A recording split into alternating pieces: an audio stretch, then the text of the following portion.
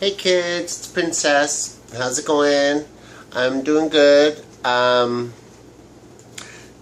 computer totally, I've got viruses and all sorts of stuff on my computer, so I'm doing this again through my phone. I hope it looks good. So hi, Princess stayed in. It's Thursday night. Kind of broke, and got to trying to tone it down a little bit. So stayed in. Problem with staying in, kids, is I'm not standing around in high heels dancing and moving around back and forth and lifting pints of alcohol. Instead, I'm eating Chips Ahoy's and drinking milk. Crazy girl. So I'm just sitting here gaining weight. But Chips Ahoy, Captain.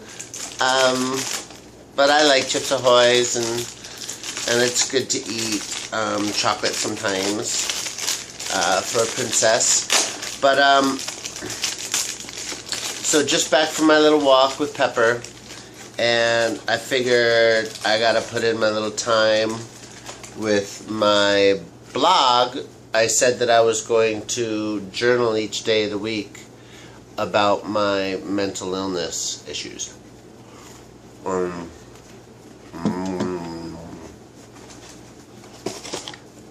I will not do that the whole time. So, I'll tell you about my mental health issues.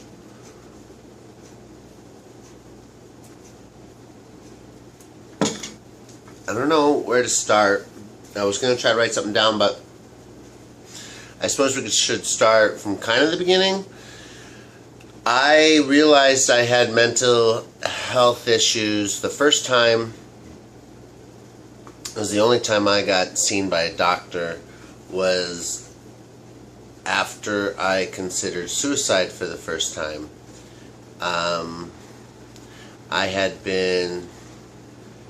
I came home from dancing one night and somebody had broken into the house and stolen everything. My computer with all my pictures of my son's birth, the movie of his birth, my camera, video camera, my flat screen TV, these big jugs of change, everything, my gun, my pistol, everything. They took everything. I was devastated. This is after, I think I'd already been in 3 fights, been attacked 3 times. I didn't know what to do. My life was, and I was already living alone and going through being transgendered, and it was really not easy. And I had a breakdown, and I took my shotgun out of the safe, and I considered, I sat around with it for a while considering blowing my head off. And I had a cousin who blew his head off. And I thought about him, and I thought about the last time I really saw him. I was with my dad. And so I tried to call my dad,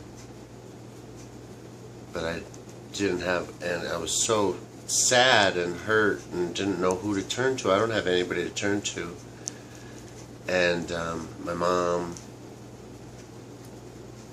but I need like a man. I need somebody to protect me. And my dad's not there for me anymore. But that's who I thought of.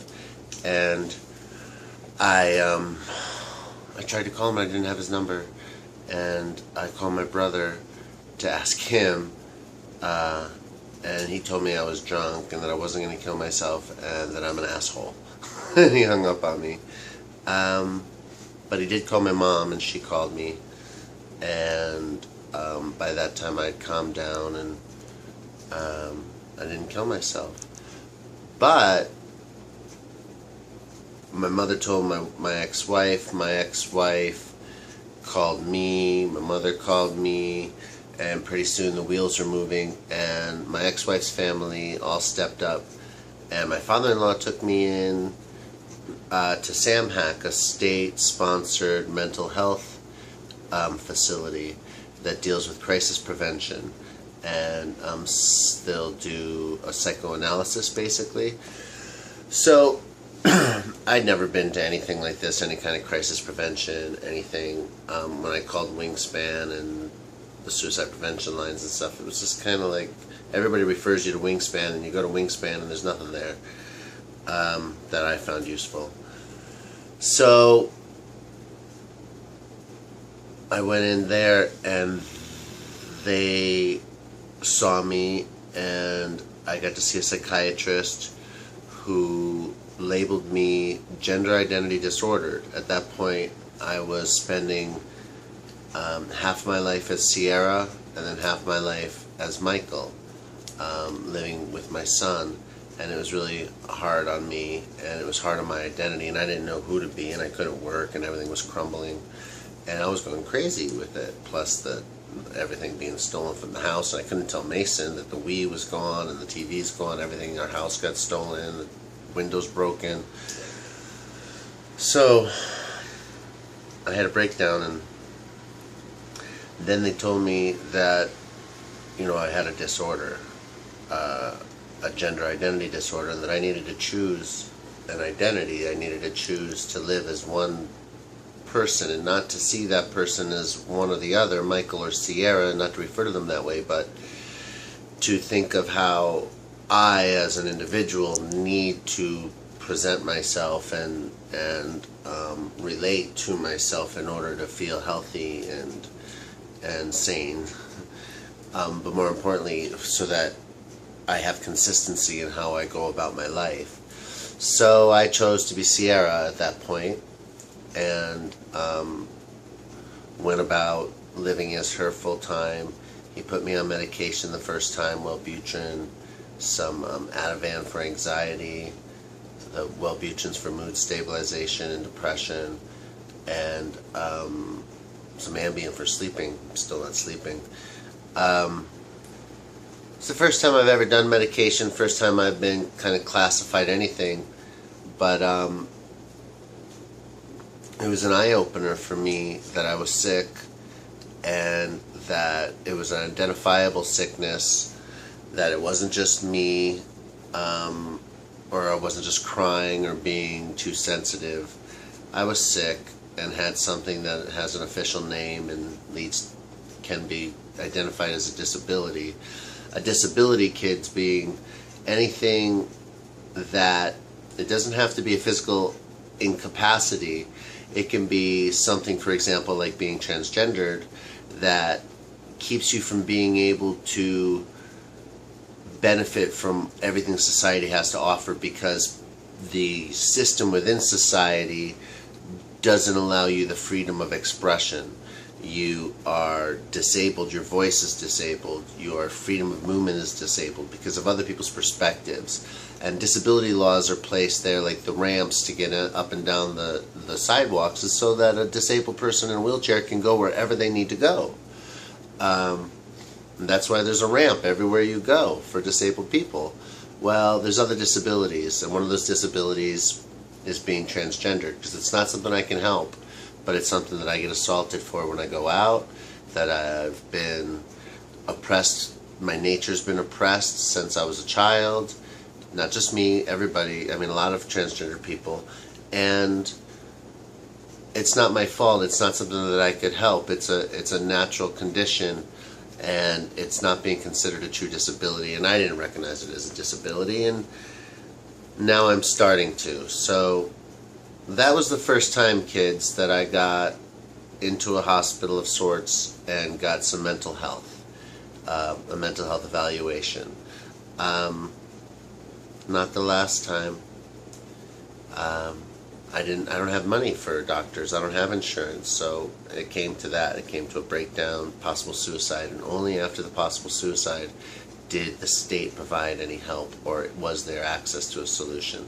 You can go there before you try to commit suicide, but I didn't know that, and it had gotten to that crisis point where I was considering that grim choice. And So I'm happy I didn't kill myself. I'm happy that I got help. I'm happy to be qualified gender identity disordered and to have made the decision to live as Sierra and change my name legally and do all that. And it's been a big step for me and one I needed to make, and I'm happy with it. But it wasn't, I couldn't have done this without the help of the state and the mental health facilities that are available. So that's a big deal, and reason why I want to share this with people is that it's a serious condition and there are solutions to it. I know that I felt alone, and I know a lot of people, a lot of transgendered people that I've talked to are alone and also feel alone and have amazing anxiety about even leaving in the morning or trying to transform from your masculine self that you wake up with and you probably hate, and try to transform it through makeup and shaving your body and doing your hair and cleaning your face and doing all this stuff and your nails, and trying to get to the point where you feel feminine in the day, and then trying to find clothes. I mean, where do you get the clothes? Where do you get the money? How do you stay employed going through this? Who's hiring you? And how do you keep your mind together? I couldn't work. I couldn't do anything. Everything fell apart. Everything's been falling apart.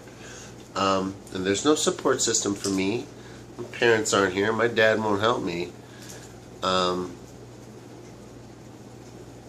So it's normal for you to end up with mental health problems, extreme stress, depression, and to have to be classified as a disorder. We need to fight for the right to be classified disabled because of it, and not that it's constantly disabilitating, but for example, somebody like me who's been oppressed for 40 years and then my body forced me to make a transition, my mind made me make a transition, my state of being forced me to kind of change. I lost everything, and there's no guidance for that, and it's not my fault. It's my condition, and the society doesn't have a way to deal with it yet. So, but it's becoming more prevalent, and people are understanding as we become strong and stand up. So anyway, this is long. I'm sorry, but it's a long process. I'll tell you more as things go on. I guess it's a good place to start. That's when I realized I was gender identity disordered. I made choices to live as Sierra. I went and changed my name after that, and got my family on board, my son on board with me living as Sierra. He had known then, and now he's fine with it completely. And I'm grateful. But that's it, kids. There's mental health solutions out there, and I'm sharing this really real stuff for me and my mental health condition in order that you may not feel alone in whatever condition you're suffering, and that you can feel that there's hope and that there's access to services in your state government to help you to stay afloat in your transition. So God bless you, kids. Princess loves you and loves herself and is glad she's not dead. And the sun will come out tomorrow, kids. Chips ahoy! Chips ahoy! Cheese. Love you.